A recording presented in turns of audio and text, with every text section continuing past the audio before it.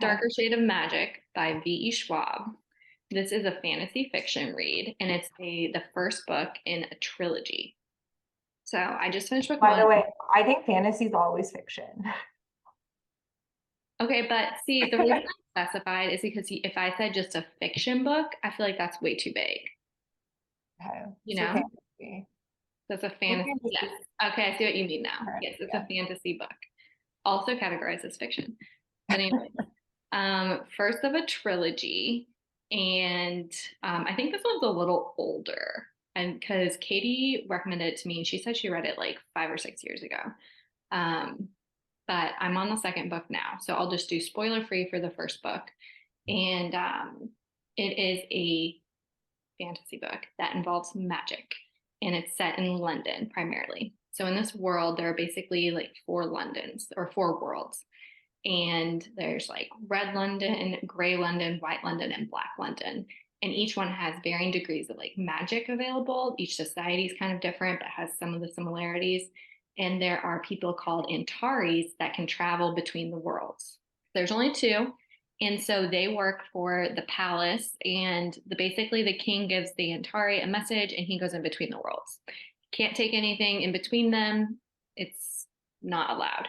But Kell, the main guy, he likes to like collect trinkets, and he kind of likes to take things from one London and then sell them to another. He kind of finds it fun to be a little mischievous. Okay, so someone gives him this stone or this package in one of the Londons, Grey London, and he takes it to Red London.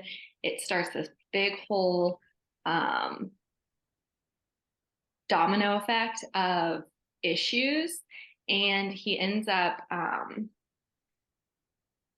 basically he ends up meeting this girl on the street. Like Kel gets in a fight, he's not doing well, meets up with this girl who's like trying to help him. He thinks she's like very nice, right? No, she was a thief and acted like she was helping him to steal what was in his pockets. And so she accidentally steals, or she steals a stone, and then he has to go find her to get it back because it's like a very bad magic stone. And it's causing all of this bad things to happen, like magic to infiltrate people, to cause them to start killing. It's not good. So really, they're the two main people in the book, Cal and then Lila. And she's this thief from Grey London. He's this royal magician traveler guy. And they then work together, plus you, Liz, to help solve the issues that all arose when he transferred this package from one London to the different world of the different London. I rated it B plus. This Uh, sounds good. This sounds like a better story than Gallant. it is Yeah. so after reading Addie LaRue, you're like, whoa, this is a great this is a great story, like written very well. It's imaginative, it's creative. And then we read Gallant, and that's what I was looking for again. And it obviously wasn't there. We did that review. This is what we were looking for. This has a lot of great points, a lot of like great, unique magic stories, and um, it's unlike many books I've read. It's very unique, in my opinion. But I would say it's YA because spice level is like a half a chili, like real no spice.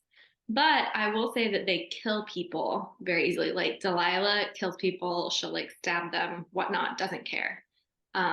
So like in that sense, it's not necessarily like super young adult. It's more aggressive and real, but unfortunately no spice yet.